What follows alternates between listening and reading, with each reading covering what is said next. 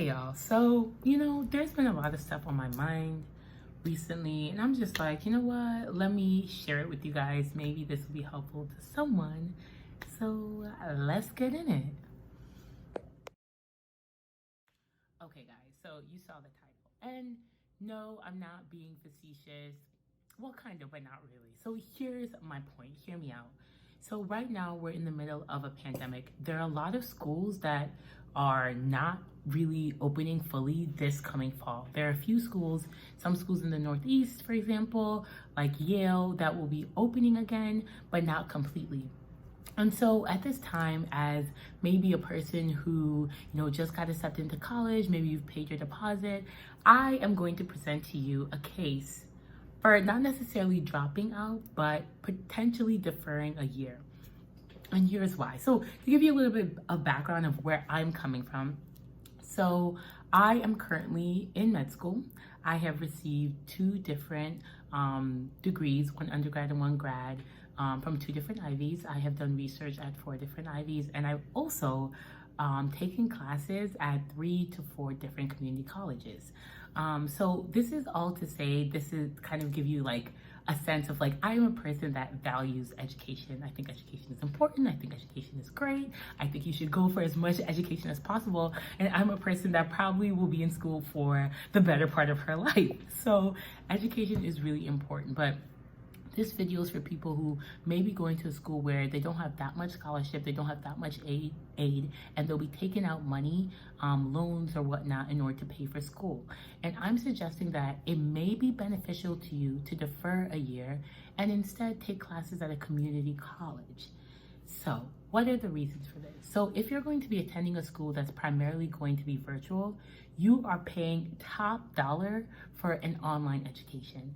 And an online education is not bad, but it is not as good. What you're really paying for is to be on campus and to interact with different individuals and to, be in that area and this and that. So when we're having classes that are mostly virtual, you're missing out a lot of what your money is really worth, And so you're still getting somewhat of a quality education, but not to the same extent.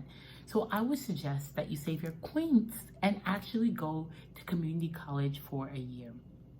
So you can do this in a very smart way. The first thing that I would advise you to do is potentially, if you consider this and think about this and think this is something that you might be interested in, I would email your school and see about deferring your matriculation for a year. So schools can easily hold your place for a year. So you come in next year, nothing really has changed and you're still coming in like everyone else. But in your case, you'll come in as a student with a boatload of classes that you had to pay less for. So since you're going to be sitting at home anyways taking your classes, you might as well pay less for those classes. So if you're going to take classes at a community college, you could first make sure that those classes will transfer over to your school. So this is especially key because there's some classes that you can take at a community college that will not transfer over. Meanwhile, there are other classes that will transfer over, and you can even use it for as you're applying to med school or grad school. So if you can come up with a list of classes that you need to take anyways, and you don't necessarily have to take at your dream school that you'll be matriculating to potentially next year, then you can take some of these classes at a community college and get a good amount of your courses out of the way at a lower cost to yourself. And so this is something that I've been playing around with, and I've given this advice to some people who are in the situation where they don't necessarily have that much money for college. They're going to be taking out loans.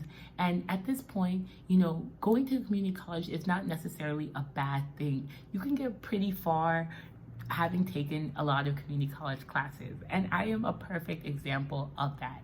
And there are many med schools, there are many grad schools, there are many PhD schools that will accept your courses from a community college. So that should not be a hindrance to you considering this method and this way of actually like saving yourself money but still getting your education. And so that takes a lot of stress out of the first year of college because you're paying less.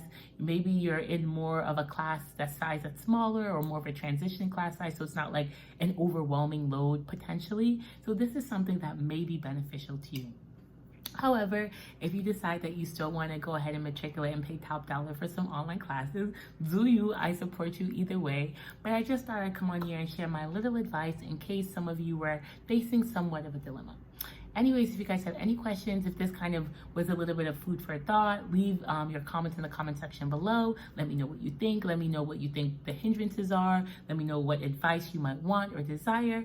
And yes, that is all I have for you today. Just a little tidbit. Anyways, I love you guys, and I'll see you in my next video. Also, like and comment if you would like me to make more educational videos. Toodaloo.